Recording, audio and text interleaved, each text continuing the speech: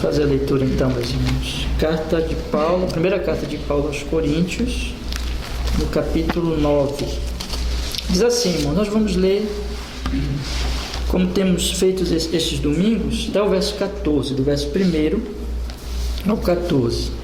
Diz assim a palavra do Senhor: Não sou eu apóstolo, não sou livre, não vi eu a Jesus Cristo, Senhor nosso?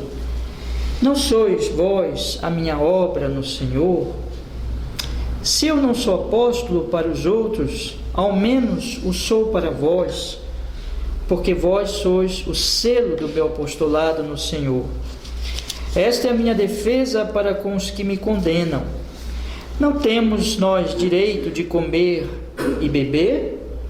Não temos nós direito de levar conosco uma esposa crente, como também os demais apóstolos e os irmãos do Senhor e Cefas? Ou só eu e Barnabé não temos direito de deixar de trabalhar? Quem jamais milita à sua própria custa? Quem planta a vinha e não come do seu fruto? Ou quem apacenta o gado e não se alimenta do leite do gado? Digo eu isto segundo os homens, ou não diz a lei também o mesmo? Porque na lei de Moisés está escrito: não atarás a boca ao boi que trilha o grão. Porventura tem Deus cuidado de bois? Ou não diz certamente por nós? Certamente que por nós está escrito: porque o que lavra deve lavrar com esperança, e o que debulha deve debulhar com esperança de ser participante. Se nós vos semeamos as coisas espirituais, será muito que de vós recolhamos as carnais? Se outros participam deste poder sobre vós, por que não, e mais justamente nós? Mas nós não usamos deste direito, antes suportamos tudo para não pormos impedimento algum ao Evangelho de Cristo. Não sabeis vós que os que administram o que é sagrado comem do que é do templo, e que os que de contínuo estão junto ao altar participam do altar? Assim ordenou também o Senhor aos que anunciam o Evangelho, que vivam do Evangelho. Amém. Vamos orar, meus irmãos. Senhor, nos perdoe por Jesus qualquer pecado de nossa alma nesta hora, e nos dê, Senhor, a bênção da sua palavra, que este estudo, Senhor, que estamos fazendo já, e hoje na sua graça queremos concluir sobre este assunto tão importante. O Senhor esteja nos dirigindo, nos iluminando, abrindo nosso coração, nos ensinando, Pai, para que nós possamos crescer na verdade e para o bem da tua igreja, Senhor, do teu reino, para o bem, Senhor, daqueles que precisam, e para a honra e glória do teu nome, Senhor. Em Jesus, nos abençoe, nos dê a sua graça, a sua misericórdia. Nós oramos assim em Cristo e nós agradecemos. Amém e amém. Amém, meus irmãos, graças a Deus. Pode sentar. Amém. Então, meus irmãos, eu pretendia fazer um estudo apenas no domingo, né, esse estudo sobre a manutenção da igreja. Mas o assunto realmente eu tenho que ler vários versículos e abordar com certos detalhes. Então, hoje é o terceiro domingo e nós vamos falar desse assunto. Espero que hoje nós venhamos concluir, não é? Mas nós estamos então falando sobre a manutenção da igreja, dentro da série de preparação para os novos membros, e que nós vamos receber, se Deus quiser, agora no mês de janeiro. E disse para vocês, meus irmãos, primeiro, né, já comecei falando assim sobre essa questão da manutenção da igreja, falar sobre a questão material, sobre a questão de ofertas, dízimos, essas coisas todas. Comecei dizendo para vocês que este é um assunto que nós normalmente não falamos, não mencionamos continuamente, não é um assunto que nós vivemos falando sobre ele, não é? Por quê, meus irmãos? Porque não é necessário viver falando deste assunto, não é? Mas isso não significa que nós nunca falamos desse assunto ou nunca devemos tratar do assunto. Significa simplesmente que não é alguma coisa que nós vamos precisar estar mencionando todos os cultos, todas as reuniões, mas que precisamos sim ensinar o povo de Deus sobre como a igreja se mantém, sobre como o povo de Deus ele pode, a proclamação do Evangelho, melhor dizendo, pode ser feita em termos de materiais, em termos de sustento dessa obra que tem que acontecer, não é? Então, irmãos, dificilmente vocês vão me ver falar disso nos cultos, não é? Apenas se eu realmente estiver expondo um texto e tratar especificamente desse assunto, e aí nós vamos falar sobre esse assunto, mas não é uma questão que percebemos como devemos e precisamos falar todos os cultos, não é, né? Temos o costume, inclusive, de não recolher ofertas durante os cultos, propriamente no tempo do culto, né? Não que nós estejamos dizendo que irmãos e igrejas que façam isso estejam errados ou pecando, não, de jeito nenhum, né? Nós apenas temos entendido ao longo dos anos, e esse é um aspecto que eu vou explicar ainda melhor hoje, que quando você acredita na obra do Espírito Santo, na questão da voluntariedade, que Deus é que move o coração, você não precisa nem mesmo recolher ofertas durante o culto. Nós temos ali o gasofilácio, onde as pessoas podem doar suas ofertas, colocar os seus dízimos e assim por diante, né? Porque nós acreditamos que isso valoriza mais essa questão da voluntariedade. Então, repito, não que eu esteja dizendo que as igrejas, e a maioria das igrejas tem aquele momento de recolher ofertas nos cultos, não estou dizendo que esses irmãos estão errados, mas nós acreditamos que a maneira como fazemos valoriza mais ainda a questão de ser voluntário e de livremente doar, sem absolutamente nenhuma pressão, não é? Nós acreditamos muito, meus irmãos, e é isso que eu estou procurando ensinar esses dias, que quando o Espírito Santo age no coração, move o coração das pessoas, as pessoas elas então amarão a obra de Deus, amarão e desejarão ajudar essa obra financeiramente, né? Esse é um ponto, esse é um aspecto. E também tomamos cuidado, meus irmãos, porque infelizmente é um assunto muito abusado hoje, né? É muito triste nós observarmos que falsos ministros, falsos profetas, eles usam desse assunto para enriquecer, para crescer materialmente, usando a boa fé das pessoas, né? Então nós temos que ter cuidado hoje de procurar fazer uma diferença muito grande entre nós e essas pessoas, né? Entre as igrejas fiéis, os ministros fiéis do Evangelho. Hoje eles têm que mostrar que não são como os outros. Normalmente quando você, na sociedade moderna, quando você diz assim, eu sou pastor, as pessoas dão aquele sorrisinho assim de lado, né? E já imaginam que você duas coisas, né? Que você não quis estudar nem trabalhar e que você quer se aproveitar da boa fé das pessoas, né? Então isso é absolutamente o contrário do que é um verdadeiro ministro do Evangelho, né? Mas é o que, infelizmente, esses enganadores, esses mentirosos popularizaram com uma visão de pastor. Pastor é enganador, tira o dinheiro das pessoas e assim por diante. Então nós temos que ter cuidado também com relação a isso, quando nós realmente queremos servir ao Senhor e cremos na obra de Deus, na verdadeira igreja. A igreja ela precisa demonstrar por seus frutos que é verdadeira e que não tem nada a ver com esses falsos, com esses mentirosos. Dito isso, meus irmãos, eu falei também, estou só relembrando aqui, que existem as necessidades materiais, né? E o apóstolo Paulo, por isso eu estou começando aqui com esse capítulo, porque Paulo ele está aqui falando das necessidades apostólicas, e isso se aplica a todos os ministros, né? Apóstolo não existe mais, mas se aplica àqueles que permanecem proclamando o Evangelho até o dia de hoje, pastores, quando também alguém é enviado como missionário, evangelista para uma outra terra. Então essas pessoas esse tipo de ministério de trabalho se inclui aqui, meus irmãos. E Paulo, ele fala que há necessidades materiais para a manutenção dessa proclamação do Evangelho. Precisa sustentar essa proclamação materialmente, né?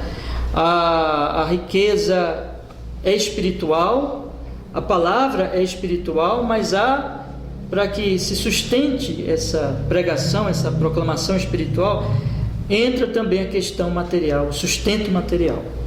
E Paulo, ele deixa bem claro aqui quando ele diz que existem necessidades por parte dos ministros. Ele trata de 3 necessidades aqui, como eu tenho falado aos irmãos. Essas necessidades estão desde o versículo 3 até o versículo 6, né? Ele diz assim: esta é a minha defesa para com os que me condenam. Não temos nós direito de comer e beber? Não temos nós direito de levar conosco uma esposa crente, como também os demais apóstolos e os irmãos do Senhor e Cefas? Ou só eu e Barnabé não temos o direito de deixar de trabalhar? Então ele coloca aqui 3 necessidades dos apóstolos e, consequentemente, dos ministros do Evangelho. Primeiro, direito de comer e beber. Segundo, o direito de levar consigo uma esposa, uma auxiliadora idônea que o ajude na proclamação do Evangelho e, evidentemente, irmãos, que seja também suprida nas suas necessidades. E em terceiro lugar, meus irmãos, ele coloca aqui: ou só eu e Barnabé não temos o direito de deixar de trabalhar, ou seja, o direito de deixar de se ocupar com outras coisas para se dedicar integralmente à pregação do Evangelho. Então são esses 3 direitos, né? Então tenho mostrado para os irmãos: comer e beber, ter uma esposa, um auxiliador idônea e, em terceiro lugar, não estar ocupado com outra coisa, mas poder se dedicar completamente à pregação do Evangelho. Então esses são direitos. Direitos têm a ver com demandas, com necessidades, né? Então existem necessidades. O apóstolo Paulo, o que ele está falando aqui na verdade é que esses ministros, eles precisam ser sustentados. Há necessidades materiais na igreja de Deus, então esses ministros precisam comer e beber. Eles têm necessidade, eles precisam de uma apoiadora, de uma esposa que, por consequência, também precisa ser apoiada, suprida nas suas necessidades. E, em terceiro lugar, eles devem se ocupar integralmente da pregação do Evangelho e não devem ter necessidade de fazer outros serviços e outros trabalhos. É importante enfatizar, para que não tenha dúvida, que quando Paulo fala aqui no versículo 6, ou só eu e Barnabé não temos o direito de deixar de trabalhar, ele não quer dizer que os apóstolos não trabalhavam, ou que os ministros não trabalhavam. Eles trabalhavam, e é um trabalho muito duro, muito difícil, mas é não trabalhar no sentido de outras ocupações que venham, irmãos, então desviar o foco deles, que é realmente a proclamação do Evangelho. Então nós temos que Paulo, ele coloca a coisa também da seguinte maneira no versículo 11, ele diz assim, acompanhe comigo: se nós vos semeamos as coisas espirituais, será muito que de vós recolhamos as carnais. Então ele põe aqui da seguinte maneira: se aqueles que doam a sua vida e fazem isso, irmãos, sem cobrar, não é? Eles dão de graça. Eles não mercadejam a palavra de Deus, eles não vendem a palavra de Deus, mas eles gratuitamente se dedicam e proclamam o Evangelho. Às vezes vão para outras cidades, para outros países para proclamar o Evangelho, ou para regiões muito difíceis, interiores muito duros e difíceis, ou onde tem seca e dificuldade, lutas, e dedicam a sua vida para espalhar a doutrina, para oferecer gratuitamente riquezas. Observem, coisas espirituais. Será que muitos de vós recolhermos as carnais? Paulo está aqui fazendo uma comparação. O valor mais valioso é a questão espiritual que a material. Então ele pergunta: será muito recolher as carnais, ou seja, as materiais, as desta vida, para aqueles que dedicam a sua vida a oferecer as coisas espirituais? Versículo 12: se outros participam deste poder sobre vós, por que não e mais justamente nós? Mas nós não usamos deste direito, antes suportamos tudo para não pormos impedimento algum ao Evangelho de Cristo. Aqui ele diz, por questões próprias de Paulo, ele resolveu, melhor dizendo, não reivindicar este direito, não é? Paulo, por exemplo, não casou. Paulo tinha o trabalho dele. Paulo, ele, então, por questões próprias dele, por um chamado específico dele, ele não reivindicou esse direito, mas ele mostra claramente que há o direito que não foi tomado aqui por ele, por um caso específico, e ele diz no versículo 13: não sabeis vós que os que administram o que é sagrado comem do que é do templo, e que os que de contínuo estão junto ao altar participam do altar. Então nós temos aqui, meus irmãos, que existem demandas, existem necessidades para que o reino seja proclamado, para que a igreja seja mantida, e são necessidades materiais, sustento dos ministros, mas aqui também nós podemos subentender sustento inclusive dos locais, porque quando Paulo fala aqui, apesar de que não está falando disso diretamente, mas se nós tomarmos outros textos das Escrituras e o próprio exemplo do Antigo Testamento, quando ele fala que não sabeis vós que os que administram do que é sagrado comem do que é do templo, aqui ele está falando ainda que essas pessoas que vivem e comem do que está no templo, mas existe o templo, existe a questão do local, existem aquele local, nós não temos hoje templo mais, não é? Nem locais especiais, sagrados, mas nós continuamos nos reunindo em certos locais, e esses locais sempre demandam também necessidades, aliás, suprimento dessas necessidades, e nós temos que manter esses locais. Nós temos lâmpadas, ar-condicionado, limpeza do local, e postos e tanta coisa. Precisamos manter o local, não é? Então veja aí, necessidades que precisam ser supridas. Então os ministros precisam ser sustentados, os locais de culto precisam ser sustentados também, e nós observamos, meus irmãos, então, que essas necessidades, a vida sempre se relaciona assim, não é? Direitos e deveres, isso tem a ver com necessidades. Direitos de uns são deveres de outros, não é? E nós, quando nós temos o dever com relação a alguém, nós temos que cuidar desse alguém, suprir alguma necessidade que é direito desta pessoa. Então nós temos aqui essa relação em que Paulo coloca sobre as necessidades dos ministros, as necessidades dos próprios locais e o direito, então, ali que se tem de que essas necessidades sejam supridas. E quem vai suprir essas necessidades? Pergunta-se. A resposta é óbvia, não é? Quando Paulo fala no versículo 11: se nós vos semeamos as coisas espirituais, será muito que de vós recolhamos as carnais. Não será um outro grupo, não será uma ONG, não será o governo, não será nada disso que irá manter a igreja, mas os próprios frequentadores, a própria igreja, os próprios membros da igreja vão fazer a manutenção, vão manter esta obra. Então, necessidades, direitos, e quem vai ter o dever de suprir essas necessidades? A igreja inteira, integralmente. Todos reunidos manterão esta igreja, esta proclamação e assim por diante. Então nós vimos isso aqui, irmãos. Aí a pergunta que nós fizemos, eu disse para vocês que eu ia dividir o assunto, na verdade, em 2 pontos, né? A necessidade, e já falamos aqui. Agora, o meio, como é prescrito na Escritura que essas necessidades elas vão ser supridas, meus irmãos. Aí nós entramos no assunto do dízimo e da oferta.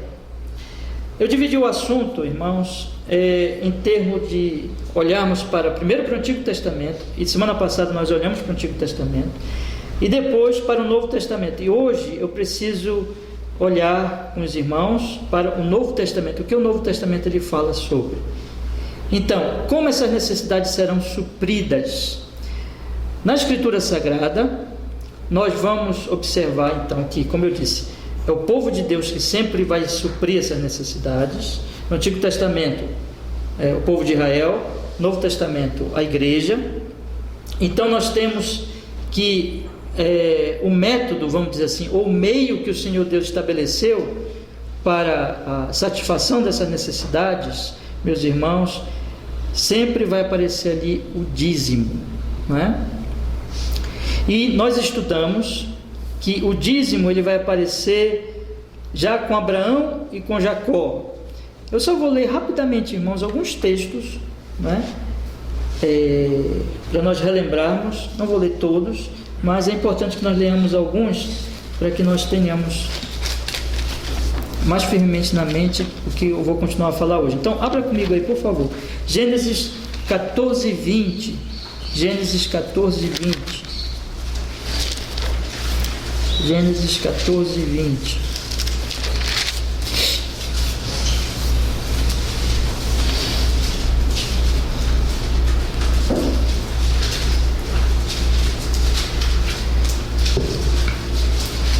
Diz a palavra: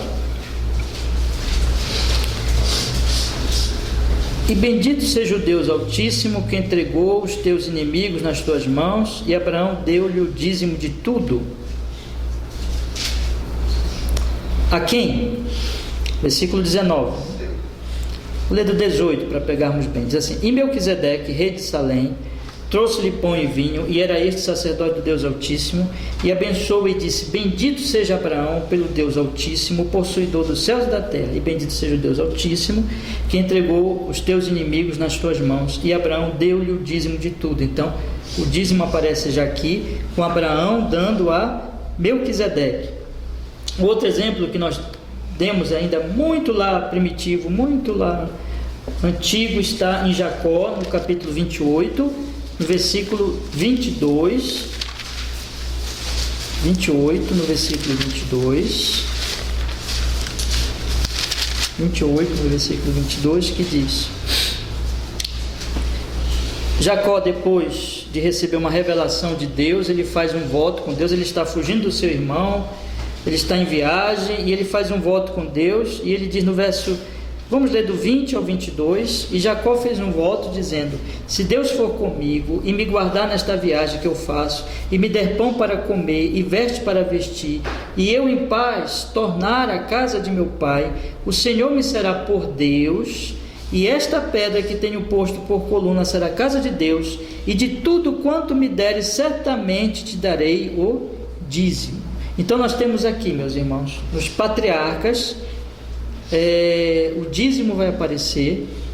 Algumas pessoas hoje, como eu tinha dito para os irmãos, bons irmãos, têm dito assim: o dízimo, nós devemos esquecer o dízimo, isso não é para nós, porque é questão da lei. No entanto, o dízimo vai aparecer antes da lei, né?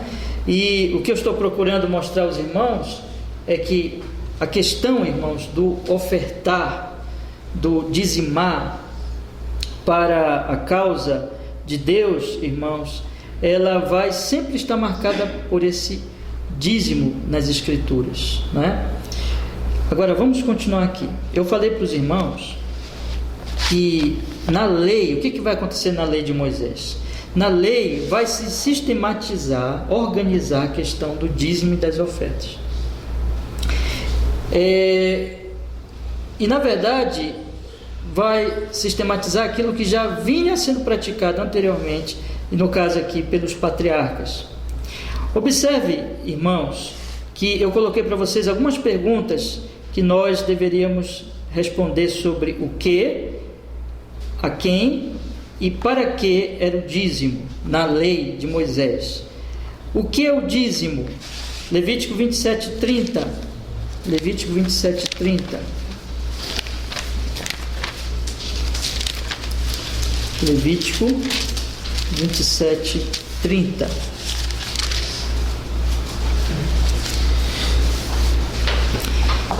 Também todas as dízimas do campo de semente, do campo, do fruto das árvores são do Senhor, santas são ao Senhor. Então, a primeira coisa que eu disse aos irmãos, o dízimo na verdade é uma adoração ao Senhor, é um culto ao Senhor, é do Senhor. Nada nas Escrituras Sagradas vai se dissociar disso. Tudo é em adoração, em louvor, em honra, em glória a Ele. Então, também todas as dízimas dos campos, da semente, do campo, do fruto das árvores são do Senhor, santas são ao Senhor. Então, dízimo era a 10ª parte de todos os ganhos. Aquilo era uma sociedade agrícola. Então, ali o que eles colhessem, também tinha a questão dos animais. Então eles separariam a 10ª parte, a lei de Moisés estabeleceu, e aquilo seria, veja bem, irmãos, não alguma coisa simplesmente de doação, alguma coisa seca de ter que dar, mas desde a lei de Moisés estava o que, irmãos? O princípio de culto, de entregar a Deus, de fazer isso como culto e como uma adoração ao Senhor Deus Todo-Poderoso. Então, o que é o dízimo? É a separação de 10% para a manutenção da obra de Deus, como culto ao Senhor. A quem deveria ser dado? Deuteronômio 12, do 1 ao 14. Mais adiante um pouquinho, irmãos. Deuteronômio 12, do 1, do primeiro verso ao 14. Então,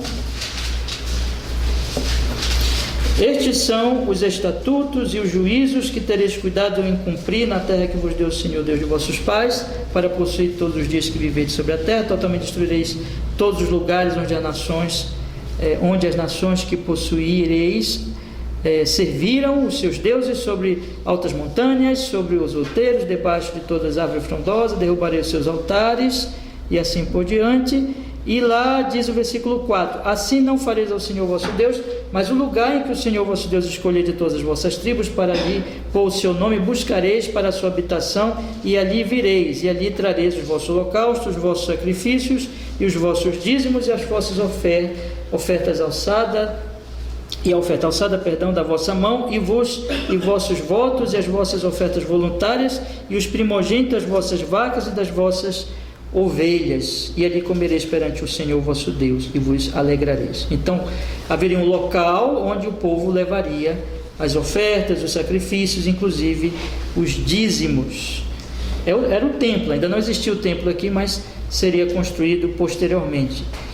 Mas também, meus irmãos, no versículo 22, aqui desse mesmo capítulo, versículo 22, não é desse capítulo, perdão, no capítulo 14, versículo 22,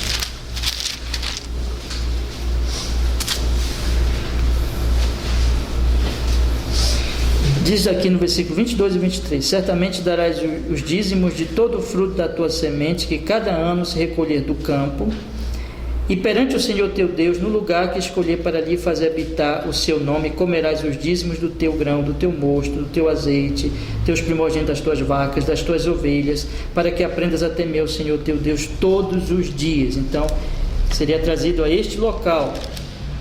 Lá no versículo 27, porém, tem uma outra especificação desse dízimo. No versículo 27 diz assim: porém, não desampararás o levita que está dentro das tuas portas, pois não tem parte nem herança contigo.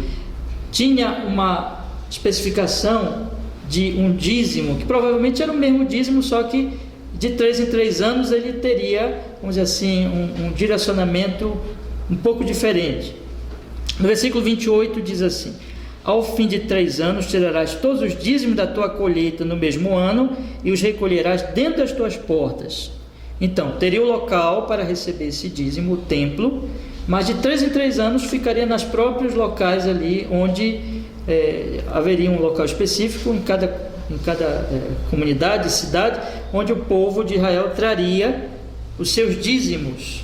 A fim de 3 anos tirarás todos os dízimos da tua colheita no mesmo ano, as recolherás dentro das tuas portas. Então virá o levita, o estrangeiro, o órfão, a viúva que estão dentro das tuas portas, e comerão, fartar-se-ão, para que o Senhor teu Deus te abençoe em toda a obra que as tuas mãos fizeram. Então nós temos aqui, irmãos, o que é o dízimo? É um culto ao Senhor,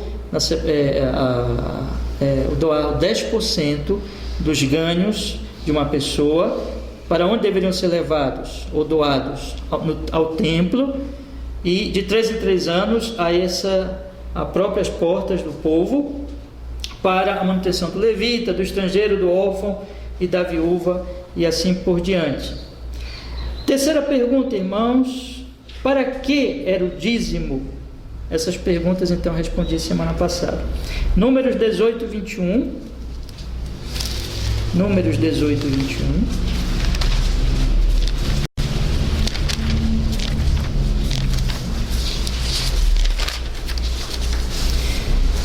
Números 18, 21. E eis que aos filhos de Levi tenho dado todos os dízimos em Israel por herança, pelo ministério que executam o ministério da tenda da congregação. E nunca mais os filhos de Israel se chegarão à tenda da congregação, para que não levem sobre si o pecado e morram. Mas os levitas executarão o ministério da tenda da congregação, e eles levarão sobre si a sua iniquidade pelas vossas gerações, estatuto perpétuo será, e no meio dos filhos de Israel nenhuma herança terão, porque os dízimos dos filhos de Israel, que oferecem ao Senhor em oferta alçada, tenho dado por herança aos levitas, porquanto eu lhes disse, no meio dos filhos de Israel nenhuma herança terão. Então, os dízimos era para a manutenção dos levitas. Quem eram os levitas? Aquela tribo de Israel que não teria uma herança, não teria uma terra específica como as outras tribos, e eles seriam dedicados ao culto. Era a tribo, vamos dizer assim, do culto ao Senhor. Era uma tribo separada para a administração, para o cuidado do culto ao Senhor, e eles seriam sustentados pelo povo de Israel. Então, sustento dos que ministram no culto era um dos propósitos, dos objetivos do dízimo, mas não só esse propósito, né? Nós temos também, evidentemente, como eu já até mencionei, a manutenção mesmo do templo e de todas as coisas ali necessárias, mas também, meus irmãos, observem que a palavra de Deus ela vai dizer um outro propósito do dízimo que está, eu li aqui o Números, agora vamos ler novamente Deuteronômio 26, do 12 ao 15. Deuteronômio 26, do 12 ao 15. Deuteronômio 26, do 12 ao 15, que diz assim a palavra do Senhor: quando acabares de separar todos os dízimos da tua colheita, no ano terceiro, que é o ano dos dízimos, então os darás ao levita, ao estrangeiro, ao órfão e à viúva, para que comam dentro das tuas portas e se fartem.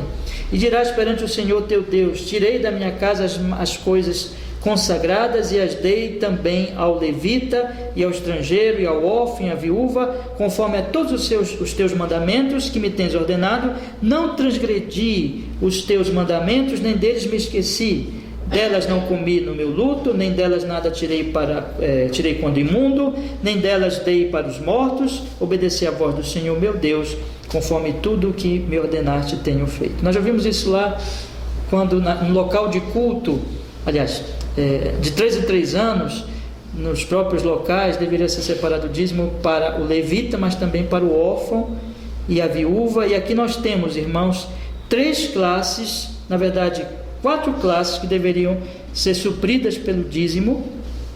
Levita, verso 12, levita, estrangeiro, órfão e viúva. Levita, que eram os que viviam, já foi mencionado anteriormente, os que viviam do culto, a tribo do culto, vamos dizer assim, que deveriam ministrar o culto, e que não tinham herança de terra. O estrangeiro, o órfão e a viúva. Na Escritura Sagrada, estrangeiro, órfão e viúva, especialmente no Antigo Testamento, vão ser sempre aquelas classes, o quê? Daqueles que estão em necessidade, em vulnerabilidade, estão em perigo, precisam ser mantidos. O estrangeiro está no outro país, o órfão não tem os seus pais, a viúva não tem o seu marido para sustentá-la. Essas pessoas estão em necessidade, são os pobres, né? São os necessitados. Então o dízimo também no Antigo Testamento, além de sustentar o culto, que ministra o culto, para o sustento do culto, mas também, meus irmãos, era para o suprimento da necessidade dos pobres. Então respondemos 3 perguntas aqui, isso na lei. O que era o dízimo? Era um culto ao Senhor, a 10ª parte de todos os rendimentos doados com um culto, com uma adoração a Deus. A quem? Haveria o local que receberia, normalmente no templo, mas de 3 em 3 anos, os locais em cada cidade. Para quê? Para a manutenção dos levitas, aqueles que tomavam conta do culto, e também para o suprimento da necessidade dos pobres, estrangeiros, órfãos e viúvas. Então nós temos, irmãos, bem claro na lei de Moisés.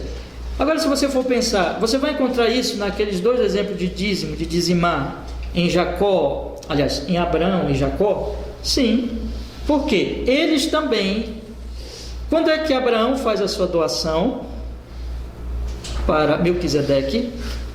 Abraão vem da guerra e ele oferece o despojo da guerra, né? Tira 10% e dá a Melquisedeque. Quem é Melquisedeque? Sacerdote do Deus Altíssimo. Inclusive, Hebreus vai dizer que ele é um tipo de quem? De Cristo. Então Abraão presta um culto a quem? A Deus, né? Ele doa a um sacerdote, alguém que, vamos dizer assim, ministrava o culto a Deus, inclusive que é um tipo de Cristo. Então ele doa a esta pessoa específica. Ele faz isso, meus irmãos, então respondendo a essas 3 questões aqui estão no que Abraão fez. Jacó também, porque Jacó ele vem peregrinando, fugindo de seu irmão. Ele tem um sonho em que ele vê uma escada, né? E os anjos de Deus, e lá no Novo Testamento o próprio Jesus Cristo vai interpretar, vai mostrar uma menção que ele faz, ele diz que vereis os céus abertos, né? Ele então interpreta essa visão de Jacó como sendo ele a própria escada. Então naquele momento Jacó ele tem uma revelação de Deus, uma revelação, Deus se revela a ele presta um culto a Deus, ele faz um voto a Deus e ele promete o dízimo. No caso de Jacó, nós não sabemos a quem ele doou o dízimo, não é mencionado em parte nenhuma da Escritura, apenas ele diz, faz esse voto, né? Mas também estão aqui as 3 questões em que ele separa os 10%, resolve doar o seu dízimo, como Abraão já tinha feito. Ele faz isso como um culto a Deus, como uma adoração a Deus. Então esses elementos aqui, eles aparecem já nos patriarcas, irmãos. E qual é o resumo de tudo isso? Isso que eu queria que os irmãos pegassem bem, né? O que está por trás desse ofertar e desse doar? Na verdade é a generosidade e o amor cristão. O que nós percebemos aqui então? Que por trás da doutrina do dízimo, isso desde o Antigo Testamento, eu estou falando ainda na lei, e foi nesse ponto que eu parei aqui semana passada, na verdade, por trás da doutrina do dízimo está as tábuas da lei, o princípio do amor, e que o Senhor Jesus Cristo resumiu os 10 mandamentos em 2 mandamentos. Quais são? Amar a Deus sobre todas as coisas e ao próximo como a si mesmo. Então, é o princípio do amor a Deus. Quando os patriarcas dizimaram, e quando Deus fala que era para o povo dizimar na lei, Ele está dizendo, faço isso ao Senhor, ou seja, com uma expressão de amor a Deus, mas também, meus irmãos, com uma expressão de amor ao próximo, tanto aos levitas, como aos pobres, como aos estrangeiros, aos órfãos e às viúvas. Então nós temos aqui que, na verdade, o que está por trás não é alguma coisa seca, não é como infelizmente os falsos pregadores, eles colocam hoje como uma negociata, como uma troca meramente com Deus, como alguém que faz um negócio, mas é um culto, é uma adoração, uma expressão de amor a Deus e amor ao próximo, de generosidade que está por trás da questão do dízimo, e isso ainda no Antigo Testamento, meus irmãos, né? Eu fiz questão de até mesmo repetir essas coisas, para que eu não posso passar para o Novo Testamento assim, sem relembrar isso aos irmãos. Nós estamos vendo isso ainda no Antigo Testamento, esse princípio do amor e da generosidade e do culto a Deus, ok? E o Novo Testamento? O Novo Testamento não terá isso mais? Bom, no Novo Testamento, na verdade, o que nós vamos encontrar, irmãos? nós vamos encontrar, na verdade, a muito maior glória desse amor e dessa generosidade. E esse é o ponto que eu quero tratar com os irmãos, exatamente sobre o Novo Testamento, né? Então, vamos pensar o seguinte, irmãos.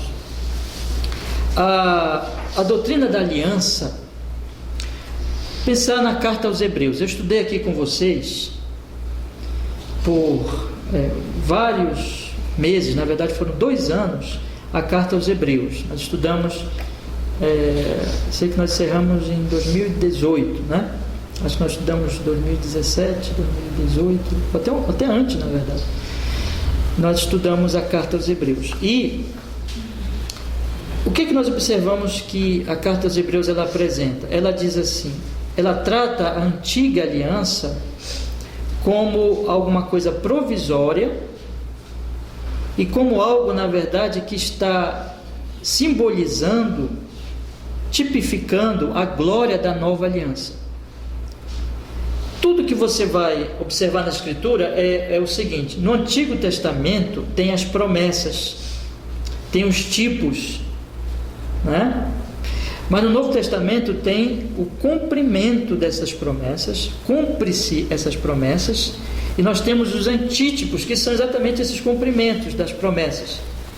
Então, no Antigo Testamento você tinha todo aquele templo, sacerdócio, sacrifícios de animais e assim por diante. No Novo Testamento você tem que isso se cumpre na nova aliança. Você tem o templo agora, que não tem mais local específico, mas a adoração será em espírito e em verdade. Você tem o sumo sacerdote celestial. Quando você pega Hebreus capítulo 8, que o escritor aos Hebreus vai dizer, nós temos um sumo sacerdote celestial, que é o próprio Cristo Jesus, que os outros sacerdotes, os sumos sacerdotes do Antigo Testamento, eles tipificavam. Então nós temos uma glória muito maior, que é uma glória espiritual.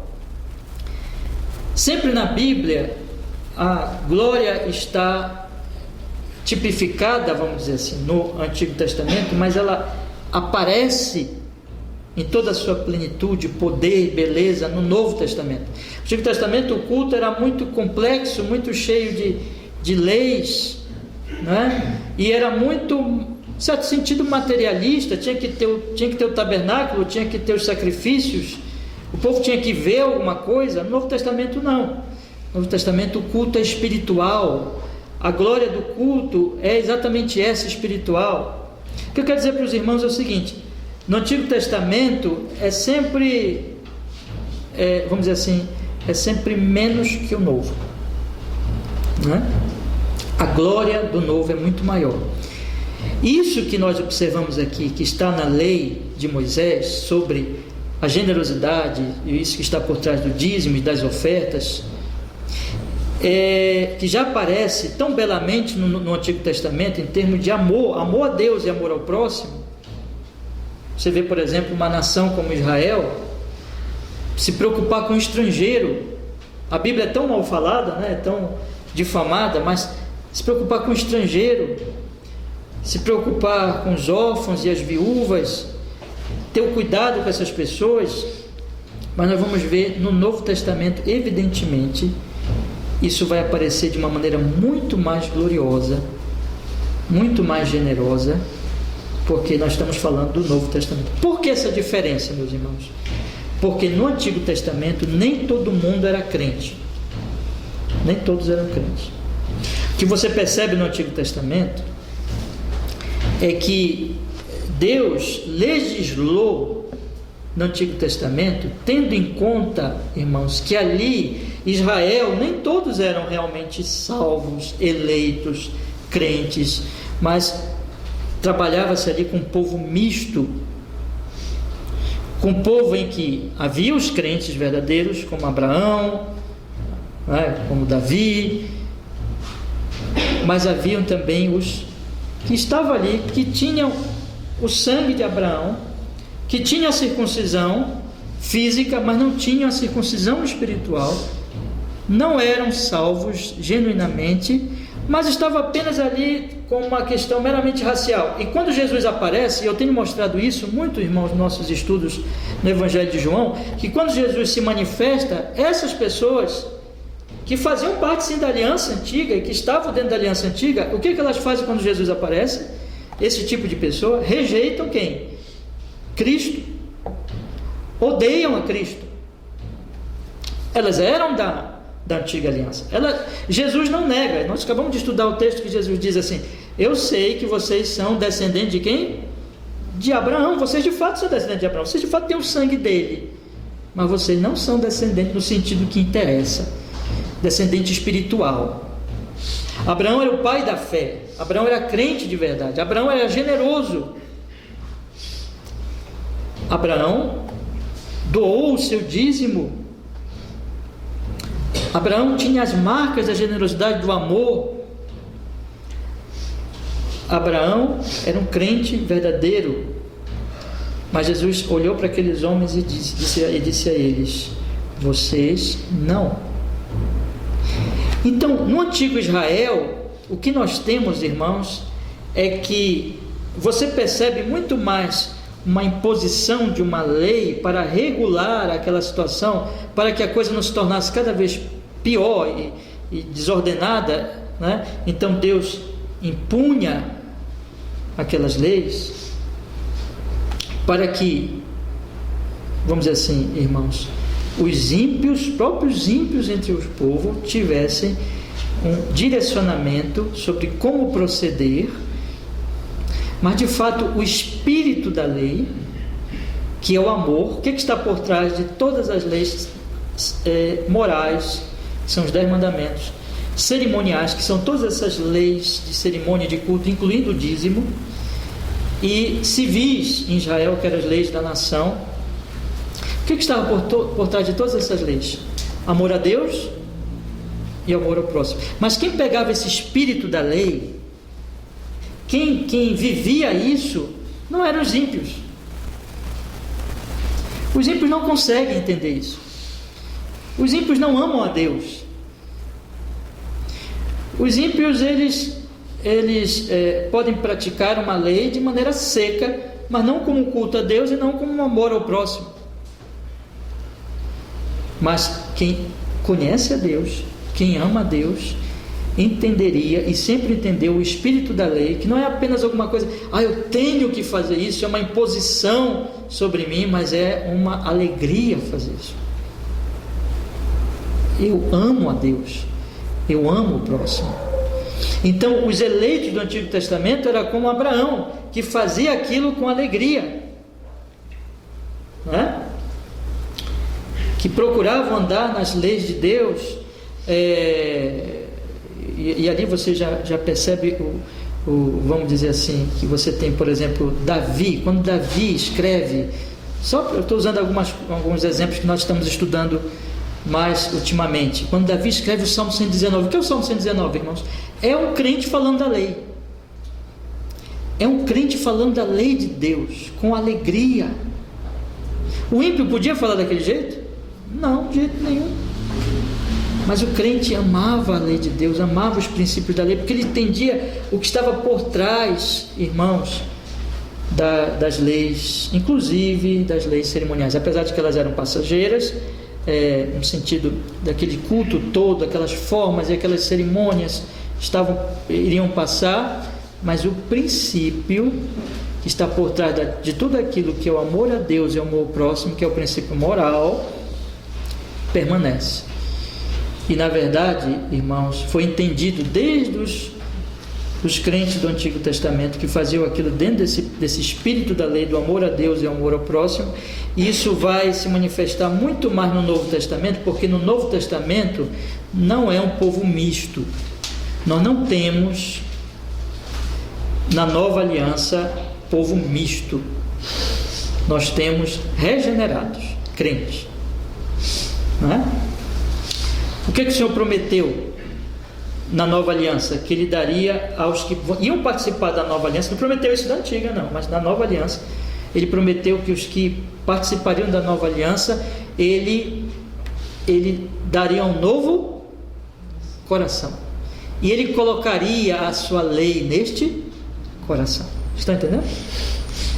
Ou seja, essas pessoas, elas amariam a Deus e amariam a lei de Deus, a palavra de Deus, a verdade de Deus, os princípios de Deus. Essas pessoas, elas não fariam aquilo simplesmente porque tem uma lei escrita e que diz para eles fazerem aquilo, regras, né? E que no Antigo Testamento muitos estavam ali e faziam aquilo porque era uma lei imposta. Quantas vezes o povo quebrou a lei? Quantas vezes o povo desobedeceu? E quantas vezes o povo quebrou o dia do Senhor, o sábado? Quantas vezes eles não deram dízimo? Aquele texto tão mal usado pelos falsos lá de Malaquias se refere a isso, não é? Quantas vezes eles não cumpriram esses princípios da lei de Deus? Por quê? Porque eles eram ímpios, meus irmãos. Porque eles eram ímpios.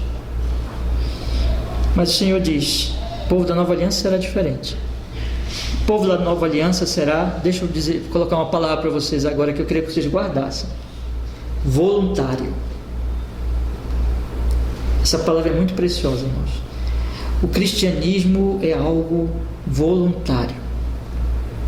É algo que você não vai fazer porque alguém está te obrigando, porque alguém está te impondo, mas porque você quer fazer, e você fará com alegria. Você fará com grande alegria, porque aquilo é uma expressão de amor a Deus, é culto. Eu amo o Senhor. O nosso assunto é manutenção da igreja. Você vai se alegrar em manter a igreja. Você vai se alegrar em dar parte dos seus ganhos para a manutenção da igreja. Isso ninguém vai te obrigar. E ninguém te obrigará mesmo, se a igreja for bíblica. Ninguém vai colocar isso como uma imposição sobre você, né? Mas haverá o princípio da voluntariedade. Você desejará, você o fará de fato, porque você ama ao Senhor. E essa é a diferença entre o antigo e o novo. No antigo nem todos eram voluntários, nem todos eram nascidos de novo. Você percebe no antigo muito mais uma imposição, muito mais uma lei imposta, né? Muito mais uma lei escrita no papel ou na pedra, né? Que seja muito mais algo externo. Mas no Novo Testamento a lei é escrita no coração, voluntariamente. Amarei ao Senhor, amo ao Senhor e desejarei cumprir os seus mandamentos. Esse que está por trás do dízimo, meus irmãos. Eu queria que vocês pegassem isso, tá? Eu vou entrar no Novo Testamento agora para demonstrar isso para os irmãos. Tudo aquilo que a lei prescrevia no Antigo Testamento, que era uma prescrição legal, no Novo Testamento nós vamos ver isso muito mais glorioso. Não vai ser menos, vai ser mais. Na verdade, o povo não dava o dízimo apenas. O princípio do dízimo vai permanecer, mas na verdade eles doavam até mais. A generosidade que vai aparecer na igreja primitiva, a voluntariedade vai ser algo que glorificará a Deus. E eu quero lhes mostrar aqui. Vamos então começar? Eu não vou completar hoje, irmão. Vou continuar semana que vem. Eu tenho só meia hora aqui. A gente vai fazer a ceia. Eu sei que eu não vou conseguir completar. Então bora lá. 1 Coríntios, Novo Testamento. Assim. Não é 1 Coríntios ainda. É Mateus 23, 23. Mateus 23, 23.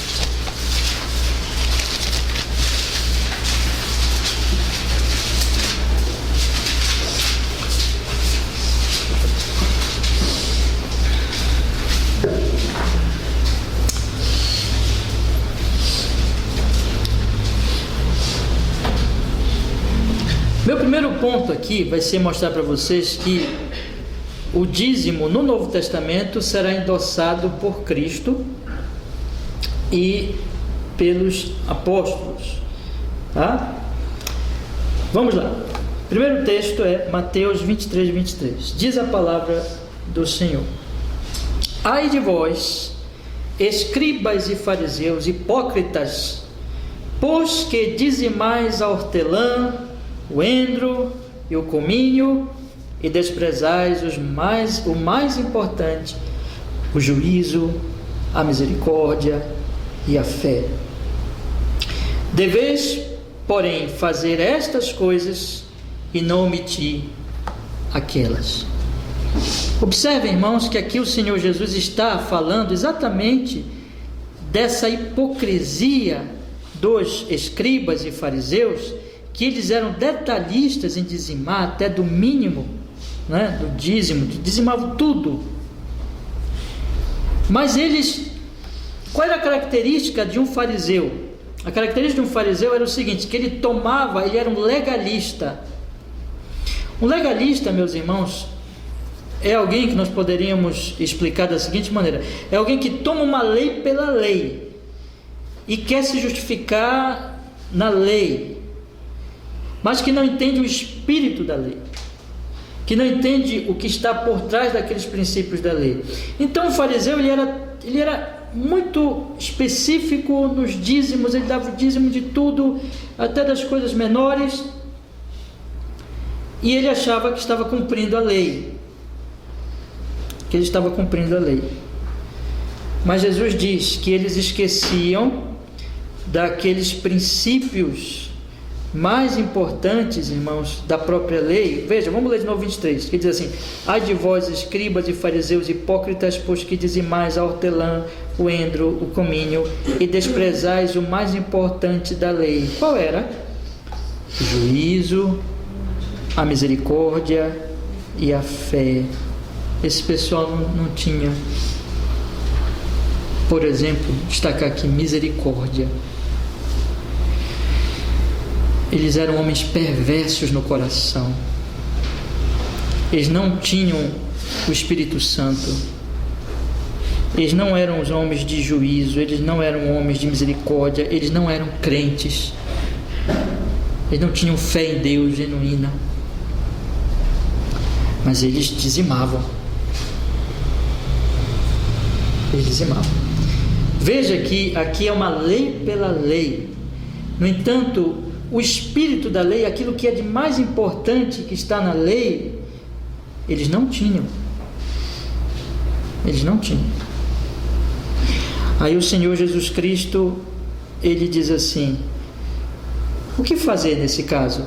Como vocês deveriam agir?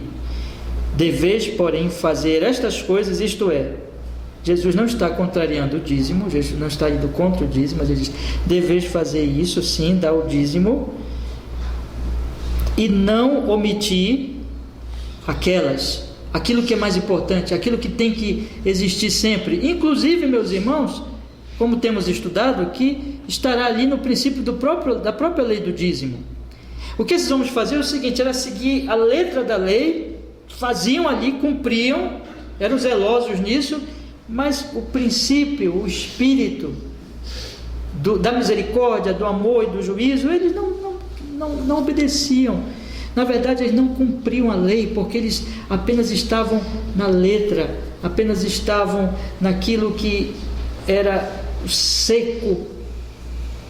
Cumprirei esse código, cumprirei esse mandamento específico, mas o coração deles não tinha misericórdia, o coração deles não tinha fé, o coração deles não tinha, meus irmãos, o juízo.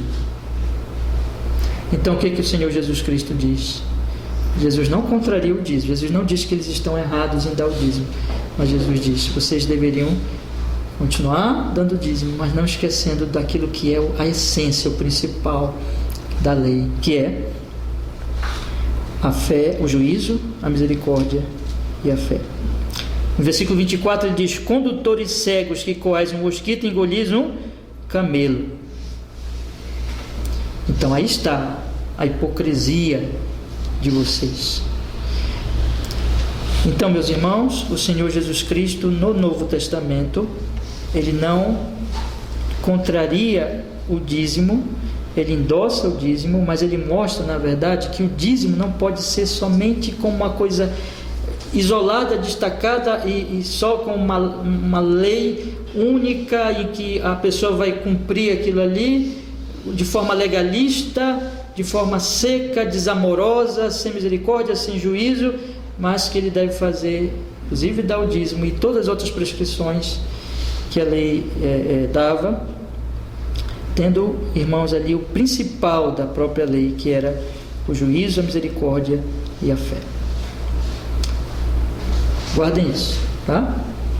Então veja que o que o Senhor Jesus Cristo ele está colocando sempre quando ele vai tratar da lei, no Novo Testamento, inclusive, e isso continuará no Novo Testamento, era entender realmente a essência, aquilo que há de mais importante que está na lei do Senhor. Vamos continuar, meus irmãos. O outro texto, e aí vai mostrar a questão dos apóstolos, em que eles também endossaram o dízimo. Vamos ver Hebreus. Aliás, vamos ler antes de Hebreus, Lucas 11, 42. Lucas 11, 42.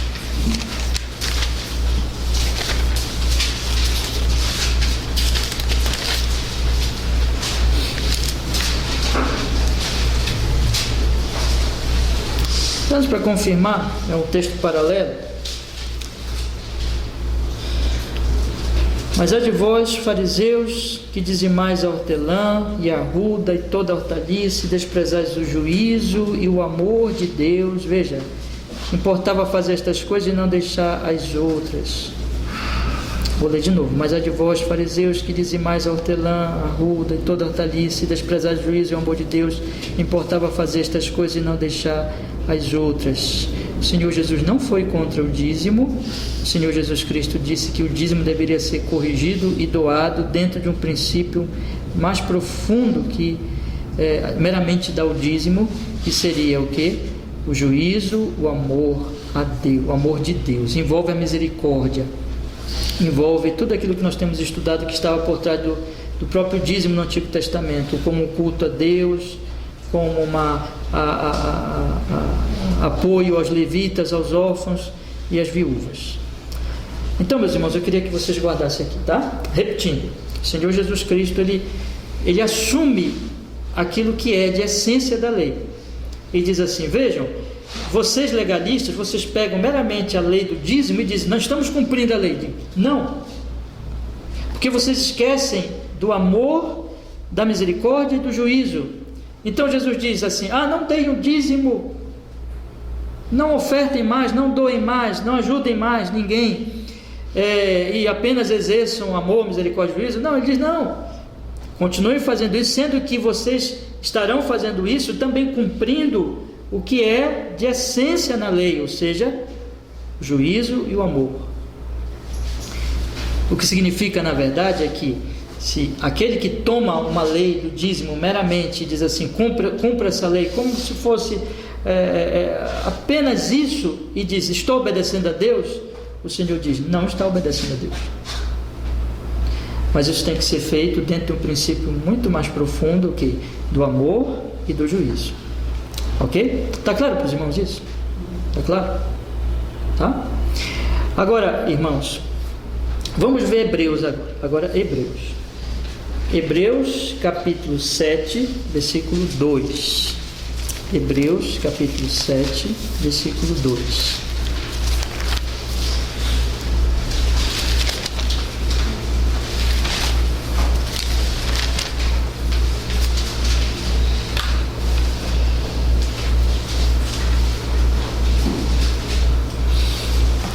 Vamos ler desde o primeiro versículo, para nós pegarmos todo o contexto, né?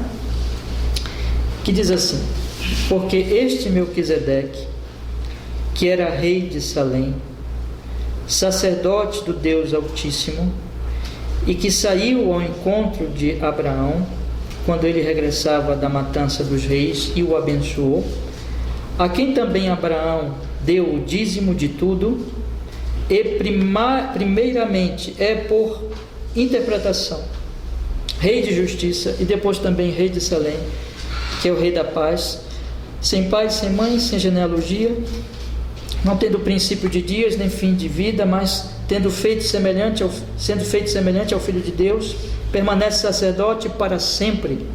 Considerai, pois, quão grande era este a quem até o patriarca Abraão deu os dízimos dos despojos, e os que dentre os filhos de Levi recebem o sacerdócio têm ordem, segundo a lei, de tomar o dízimo do povo, isto é, de seus irmãos, ainda que tenham saído dos lombos de Abraão. Mas aquele cuja genealogia não é contada entre eles, tomou os dízimos de Abraão e abençoou o que tinha as promessas. Eu não vou entrar aqui nos detalhes teológicos que o escritor ele quer levantar, mas eu quero apenas tirar o ponto, irmãos. O que ele está querendo dizer aqui, na verdade, é que Melquisedeque é maior que o sacerdócio levítico, Levi ainda nasceria de Abraão, então Abraão doando a Melquisedeque o dízimo. Isso aqui fica evidente que o Melquisedeque era maior que o próprio sacerdócio levítico, e Melquisedeque é um tipo de Cristo. Mas o meu ponto aqui é o seguinte: houve a doação do dízimo, o escritor ele toma isso e ele não contraria o dízimo. O que eu quero dizer é o seguinte: nós temos no Novo Testamento o Senhor Jesus endossando o dízimo e dizendo que não devia ser apenas o dízimo, mas na verdade um princípio muito maior de amor e de misericórdia, e que não apenas o dízimo seco como uma lei legalista. Sim, deve ser feito, Jesus diz, mas tem que ter algo muito maior, princípio muito maior que o mero dar o dízimo, que é o amor e a misericórdia e o juízo. E aqui nós temos o escritor dos Hebreus citando o dízimo e não o contrariando. Então nós temos, num certo sentido também, o endosso para aqueles que tentam dizer assim: o dízimo não é para o Novo Testamento.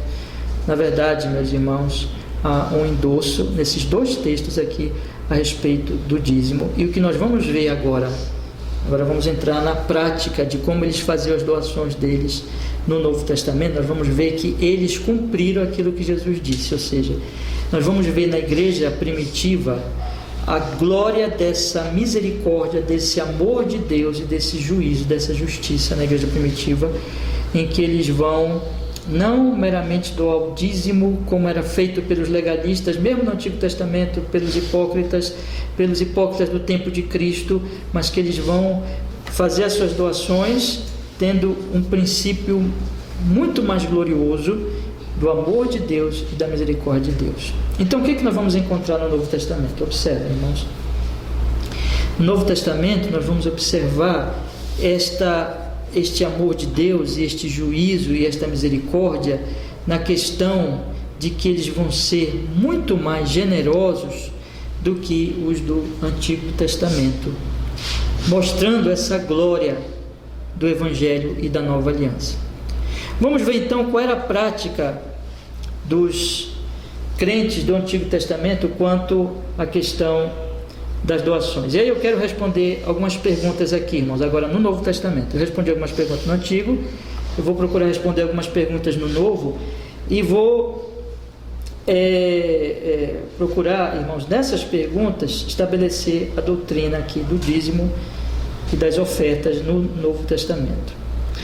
Vamos lá, quais são as perguntas, meus irmãos? Novamente, semelhante àquelas do Antigo Testamento: a quem se doava as ofertas, os dízimos, as ofertas, as contribuições no Antigo Testamento?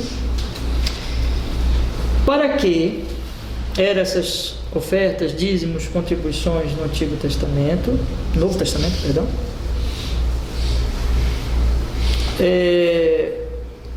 O que ou quanto se doava no Novo Testamento? Essas perguntas aqui eu vou querer procurar responder aos irmãos. Vou repetir aqui, tá? A quem, para que e quanto? A quem, para que e quanto? Quando a gente pensa nessas questões, a quem, para que e quanto, nós vamos observar que o dízimo não somente vai permanecer, mas na verdade ele vai ser muito mais expandido, né? Tanto, meus irmãos, Deixa eu colocar isso aqui para vocês. Tanto na questão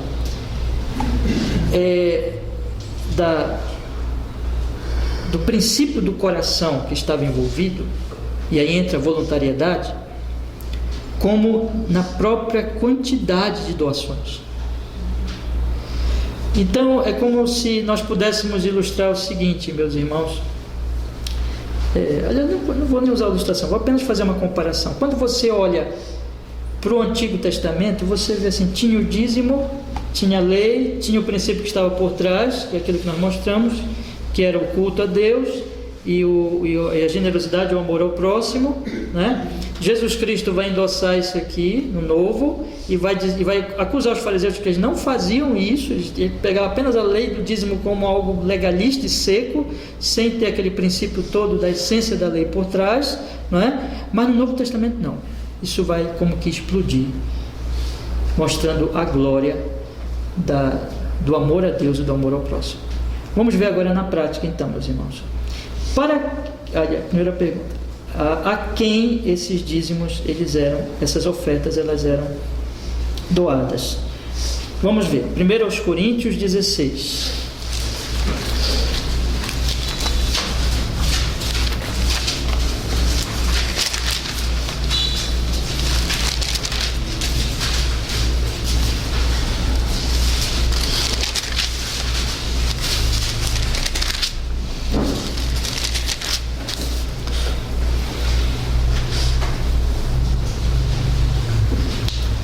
Vamos lá, diz a palavra do Senhor: ora, quanto à coleta que se faz para os santos, fazei vós também o mesmo que ordenei às igrejas da Galácia.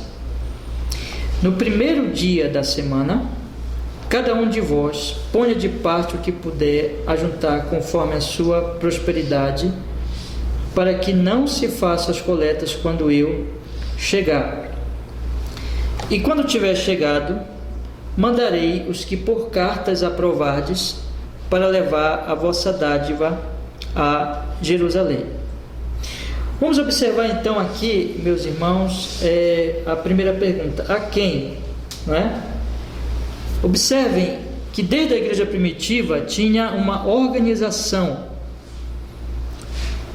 Não era uma bagunça, não era feito bagunçadamente, né? De forma bagunçada, sem uma ordem, sem uma organização.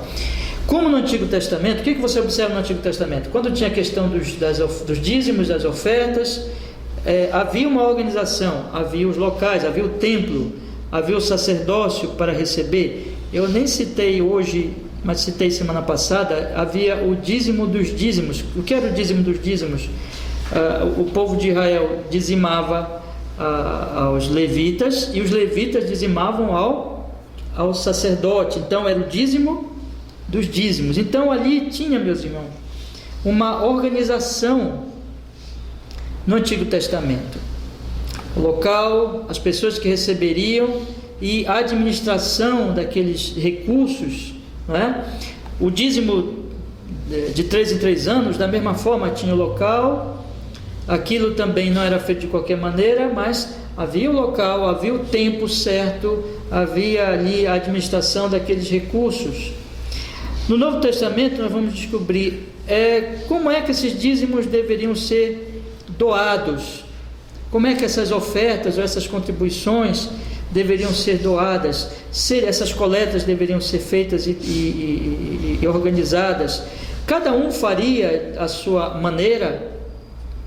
Não, havia uma organização na igreja primitiva em que Paulo dá essa orientação não somente à igreja de Corinto, mas ele diz que essa era uma orientação que ele dava inclusive às igrejas da Galácia. A Galácia era uma região em que existiam várias igrejas e que essa orientação ele dava a estas igrejas. Então veja o que ele diz no verso 1: ora, quanto à coleta que se faz para os santos, fazei vós também o mesmo que ordenei às igrejas da Galácia.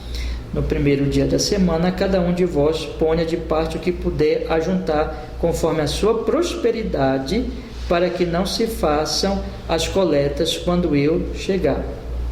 Então, observem que isso era uma organização que ele tinha dado às igrejas da Galácia, então era uma prescrição apostólica. Observem que o dia escolhido para isso, qual era, meus irmãos? primeiro dia da semana, isto é, o dia do Senhor, domingo, né? Observem que era voluntário. Paulo não estava ali como que colocando a faca nas pessoas e dizendo: vocês têm que doar, e tem que doar, e se não doarem e tal. Não, mas ele diz aqui: ponha de parte o que puder juntar conforme a sua prosperidade, ou seja, algo absolutamente voluntário. Esse princípio da voluntariedade será forte, muito forte no Novo Testamento, para que não se faça as coletas quando eu chegar, ou seja, para que a coisa já esteja organizada, organização. Então Paulo iria passar por Corinto. Então, quando ele chegasse à cidade, as coletas que iam sendo feitas separadas a cada dia do Senhor, no culto, como culto ao Senhor, culto a Deus. Sempre, irmãos, um culto ao Senhor. Então, fazendo parte do culto, para que não faça as coletas quando eu chegar. Aí no versículo 3: e quando eu tiver chegado, mandarei os que por cartas aprovardes para levar a vossa dádiva a Jerusalém, e se vale a pena que eu também vá, irão comigo. Então, a igreja deveria juntar essas coletas, a igreja no dia do Senhor, um dia de culto, conforme já fazia na Galácia. A voluntariedade estava presente aqui, e quando tiver chegado, haveria aqueles que a igreja aprovaria para levar as coletas, ou seja, tudo absolutamente o que, irmãos? Organizado e transparente, não é? A igreja escolheria pessoas em que iriam levar essas ofertas, e Paulo diz assim: e se valer a pena que eu vá, versículo 4, e se valer a pena que eu também vá, irão comigo. Irei, porém, ter convosco depois de ter passado pela Macedônia, porque tenho de passar pela Macedônia. Então aqui está, meus irmãos. Não era uma coisa desorganizada, mas tinha a organização. O centro era, na verdade, a igreja local, para o recebimento dessas coletas. A escolha de pessoas da igreja local para levar estas coletas aos santos, né? Então era algo organizado e tinha o momento, o local específico, a forma específica de se fazer. Mas o que eu quero dizer é o seguinte: o centro dessas coletas era a igreja e o culto. Diferente do Antigo Testamento? Não. Onde deveria ser levado? Ao local de culto. Era um culto a Deus. Havia uma organização e havia uma administração destes recursos. Então aqui é a mesma coisa. Há um local próprio a ser levado, há um ambiente onde essa organização seria feita, que é a própria igreja, a comunidade. Pessoas seriam escolhidas entre aqueles irmãos para levar essa coleta a um outro local, aos necessitados. Então a coisa era feita organizadamente, como uma igreja. A igreja se organizando, recebendo essas coletas, enviando essas coletas e assim por diante. E cada membro se juntaria para oferecer essas coletas e levar essas coletas à comunidade, à igreja, para, juntando tudo, então, de forma organizada, essas coletas fossem então enviadas. Ok? Um outro exemplo, meus irmãos, a quem essas coletas seriam dadas. Já vi aqui, né? 1 Coríntios, vamos ver agora outro exemplo. Atos 4:36. Atos 4:36. Atos 4:36.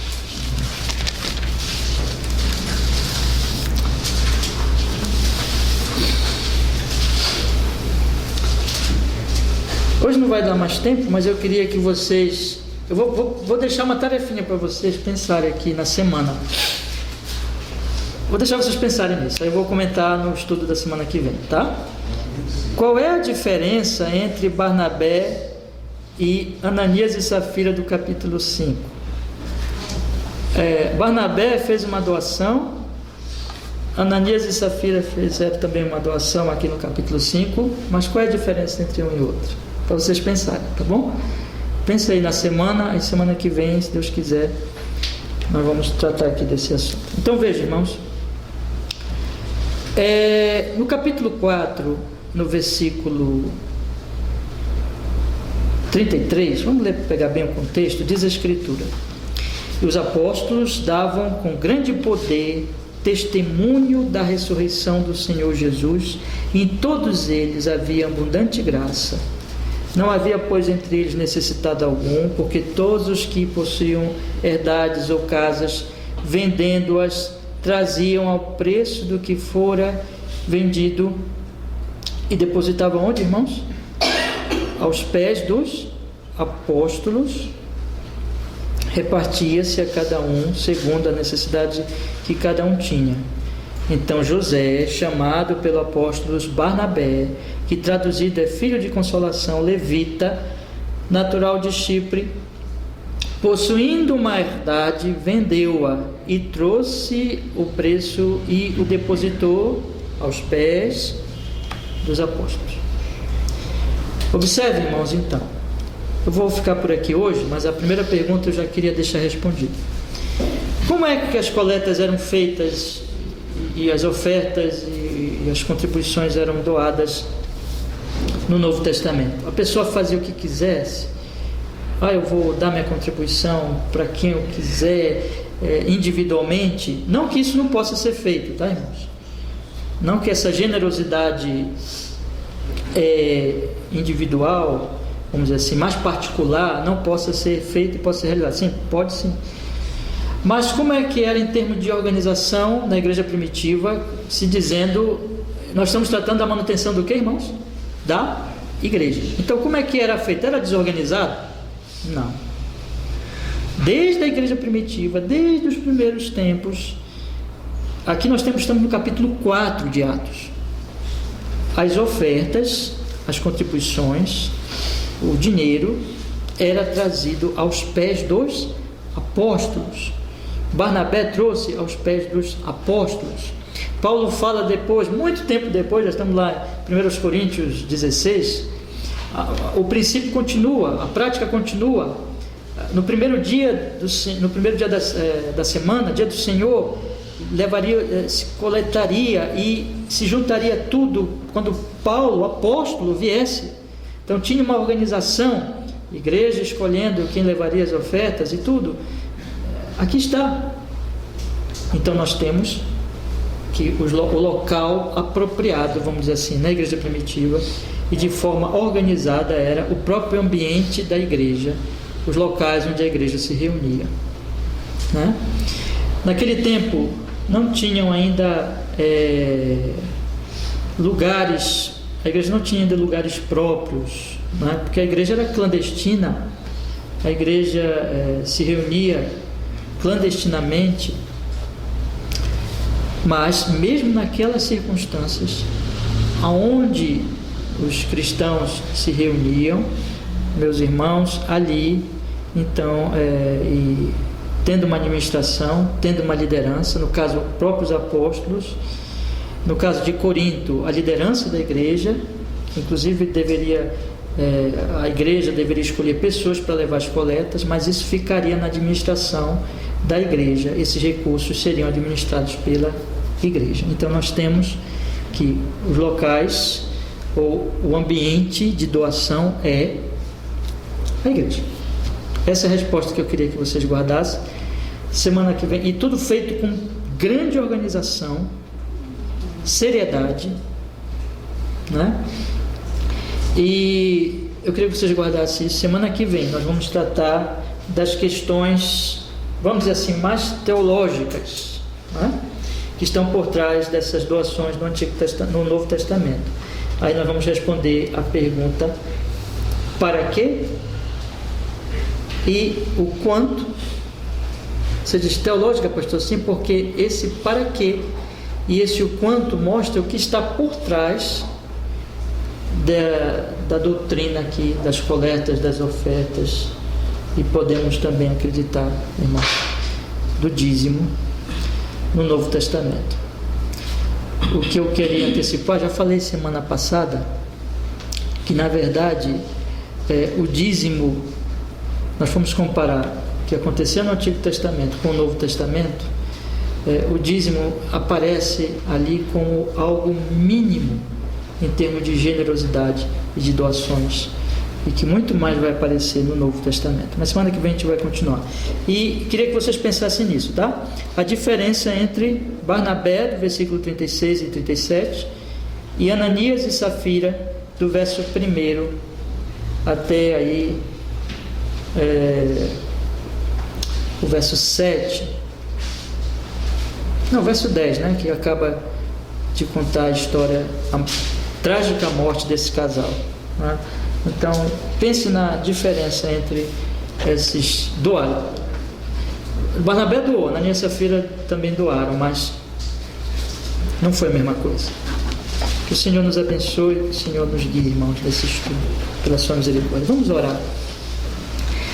Obrigado, Senhor, porque podemos, nesta manhã, estudar este assunto tão precioso, a bendita palavra do Senhor. Oramos e rogamos, Senhor, nos conduz, nos ensina, para que nós possamos, Senhor Deus Todo-Poderoso, entender esse assunto no sentido bíblico. E, Pai Celestial, nos abre o coração, nos faz, Senhor, por sua graça, pessoas que amem cada vez mais ao Senhor e amem a sua igreja e amem ao próximo, e que a nossa vida não seja, meu Deus, conhecida como pelo princípio da avareza ou do egoísmo, mas o princípio, Senhor, do altruísmo, meu Deus, da generosidade que vem da Tua graça, Senhor, e que glorifica o Teu santo nome, e que é próprio da Tua igreja, Senhor. Faz isso, meu Deus, e que o Teu nome bendito e santíssimo seja cada vez mais glorificado, honrado nas nossas vidas, no Senhor Jesus. Que assim seja, Senhor. Amém. Yeah.